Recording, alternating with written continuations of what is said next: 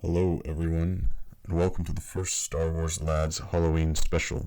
I'm your host, Kylo Ren. Hey, what are you doing on my set? I'm trying to record a Halloween special. Why are you even here? Didn't you die in the last movie and turn good?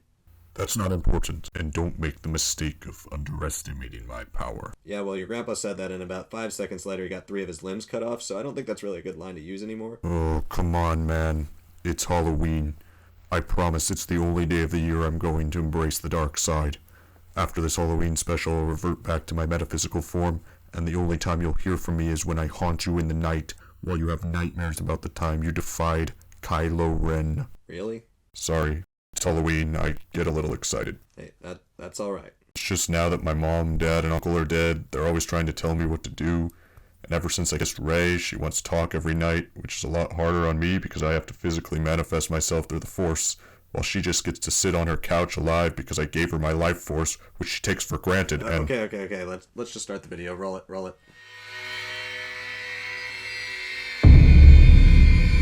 With Halloween coming at the end of the week, I thought it would be fun to talk about the relationship between Star Wars and horror throughout the franchise's 44-year history.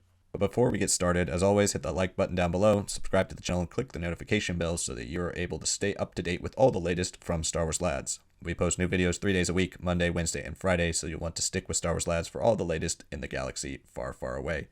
Lastly, comment below and let me know what your favorite Halloween or horror-themed Star Wars things are. Star Wars has always had a very consistent relationship with the horror genre. Many of the genre's biggest icons have even played key roles within the Star Wars galaxy. Actors like Peter Cushing, aka Grand Moff Tarkin, much of whom's fame came from playing the heroic Dr. Van Helsing, or the manic Victor Frankenstein opposite Christopher Lee's titular Count Dracula, and Frankenstein's monster in a number of Hammer horror films throughout the late 50s and 60s. George Lucas even named Christopher Lee's character Count Dooku as an homage to the actor's legendary take on the famous monster. What may surprise some of you to know, however, is that horror elements have consistently been incorporated in the Star Wars films themselves since the original trilogy. Scenes like the Dianoga attack in the trash compactor from Episode 4, for example, use an eerie combination of sound and silence, stillness and panic to ramp up the constant uneasiness that every room in Death Star exudes. It's also a great complement to the previous scene in which our heroes rescue Princess Leia. We go from a frantic shootout to momentary safety to Luke's anxiousness about another being within the room to him getting pulled under the water by a monster that's entirely obscured except for a single shot of its eye. The Dianoga only lets go of Luke when the larger threat of the trash compactor begins to loom. It's an underrated moment in this sequence that heightens the danger suggested by the trash compactor itself. If the Dianoga is afraid of it, and we're afraid of the Dianoga, we should be even more afraid of the trash compactor. This order of sequencing in scenes has been used by filmmakers forever to create the tension found in horror thrillers. Even though it's played more for laughs in The Phantom Menace, the line, "There's always a bigger fish," is essential to creating and maintaining a sense of dread. There's nothing more unnerving than the constant threat of an even greater evil than the one we're witnessing, and the suggestion that it might overwhelm our heroes. Horror thriller sequencing isn't the only horror element in the Star Wars films. Over the course of the franchise's 12 theatrically released films, Star Wars consistently has incorporated horror imagery and iconography into its stories, which, if you think about it, makes a lot of sense when you have a concept of the characters being able to spiritually manifest power from good and evil. The sheer presence of the dark side begs for a horror edge to its mythology. We get our first real glimpse of the true horror of the dark side in the cave sequence in The Empire Strikes Back, which is one of my favorite scenes in any Star Wars movie ever. As Luke later says in The Rise of Skywalker, confronting fear is the destiny of a Jedi. It's in this scene that we get to see Luke's greatest fear displayed in an unnerving shot that always scared me as a kid. As Yoda states so many times throughout the saga, fear is the foundational emotion that leads to the dark side. It feeds dark power and leads to its constant suffering. One recent terrifying moment where we see the true horror the dark side can unleash takes place during the beloved hallway scene at the end of Rogue One. Darth Vader has always been a looming Frankenstein-esque monster, but in this scene we get to see just how brutally effective and creative he can be when slaughtering a group of completely outclassed rebel soldiers in a scene that feels out of the most violent of slasher films. And this is not the last time Disney allowed their filmmakers to go full horror in the Star Wars universe. Whether you like or dislike The Rise of Skywalker, it shows the dark side at its most aesthetically stereotypical horror best. Exegol itself is full of complete darkness except for the ominous, never-ceasing streaks of lightning that just oozes Palpatine's brand of the dark side. The whole idea of Palpatine in the film itself might be the most pure horror concept that has ever been in a Star Wars film. Until he absorbs the life-creating power of the Force dyad from Rey and Ben, Palpatine is a literal, undead, decaying corpse possessed by his own spirit, and moved around by a gigantic claw that also lifts his arms when he wants it to. In concept alone, it's arguably the most disturbing horror element in any of the Star Wars movies. I wish I got a hallway scene. Even Luke Skywalker got one. You kind of did when he fought the Knights of Ren on Exegol. That was more of a large corridor than a hallway. Right. Anyway, due to its longer format, Star Wars television has often dabbled with episodes covering a wide range of Star Wars-y genre adaptations. It's hard to have any discussion about Star Wars horror without mentioning the great 2-episode zombie arc from Star Wars The Clone Wars Season 2. Season 2, Episode 7, Legacy of Terror, introduces a Geonosian worm-like alien parasite, controlled by a Geonosian queen named Karina the Great, who serves as the hive mind for a force of undead Geonosians. This is as close as you'll get to a pure zombie story on film in Star Wars, so it's an absolute must for horror fans. Its follow-up episode, Brain Invaders, which ends the arc, centers around the Padawans Ahsoka Tano and Barriss Offee as they attempt to transport medical supplies to Mace Windu on Dantooine.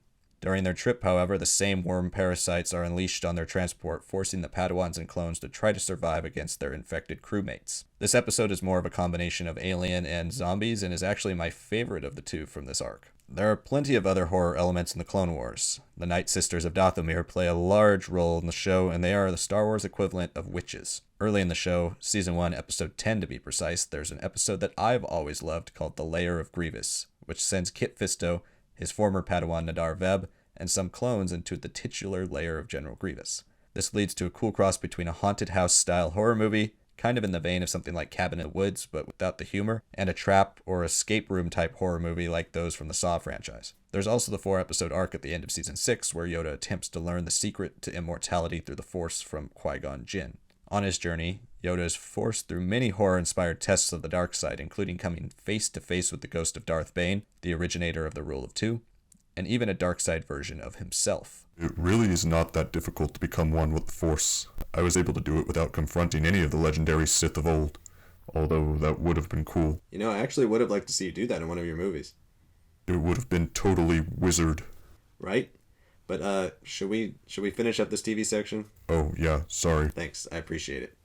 The last couple of moments I wanted to mention from Star Wars TV were the recent Chapter 10 of The Mandalorian, The Passenger, which had classic sci-fi horror monster movie inspirations, and finally everything with General Grievous in Clone Wars from 2003. He's portrayed as a truly unstoppable monster in most of his scenes, and it's probably my favorite iteration of the character. Before television had become a grand and viable place for a variety of Star Wars storytelling, the novels and comics of Star Wars Legends were fans' go-to form of media for strange and different Star Wars storytelling. So, of course, horror was amongst the many genres brought into Star Wars Legends storytelling.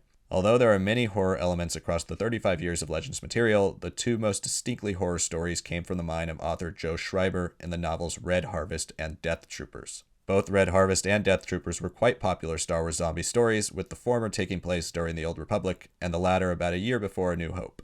Death Troopers was released first with the hardcover hitting shelves in October 2009, then Red Harvest, which was billed as a prequel to Death Troopers, was released a little over a year later in December 2010. Death Troopers is a bit of a Star Wars-y cross between Alien, Batman Arkham Asylum, and the traditional virus-based zombie story.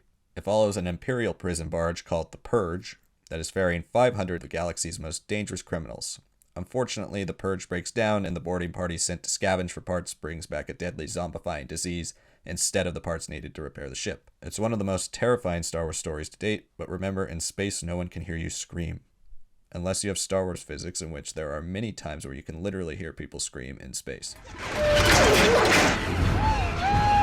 Oh dear. On the flip side, as I said earlier, Red Harvest is a prequel to Death Troopers, taking place thousands of years before during the Old Republic timeline. The story follows a young Jedi, Hestizo Trace, no, luckily not that Trace, who has the incredible ability to nurture and bond with plant life. However, a Sith Lord, Darth Scabras, needs a rare black orchid that Hestizo Trace has nurtured during her time in the Agricultural Corps, as the final piece of the formula for his creation of the ultimate Sith weapon. This viral weapon not only will kill his foes, but reanimate them, allowing the Dark Lord to command an army of hungry undead monsters which he will use in his search for immortality, no matter the cost.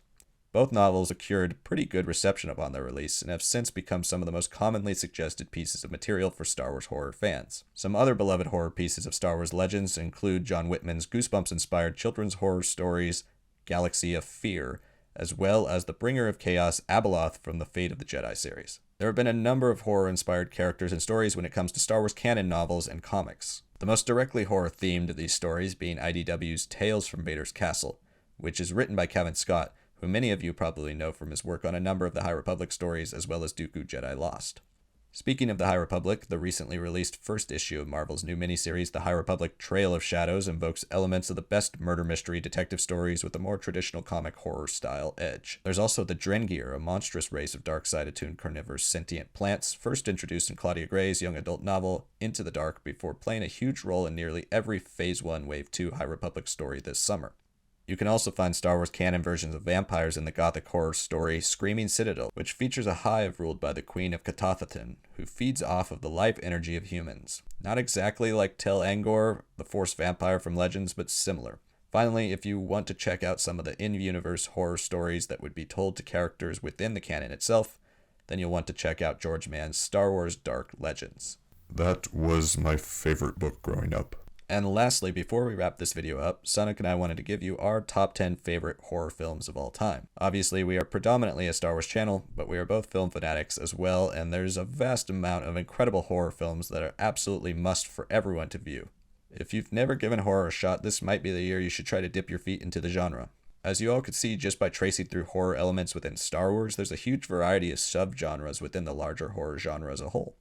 So there's bound to be one type of horror movie out there for you to enjoy, even if it's something more family-friendly like the recently released LEGO Star Wars Terrifying Tales on Disney+. What is this? It's my list. This list doesn't make any sense. Why is Return of the Jedi your #1 horror movie? What's more horrifying than seeing your grandfather renounced being Darth Vader, or the 1-2 punch of both Death Stars blowing up costing millions of Imperial lives, or a dozen younglings being slaughtered?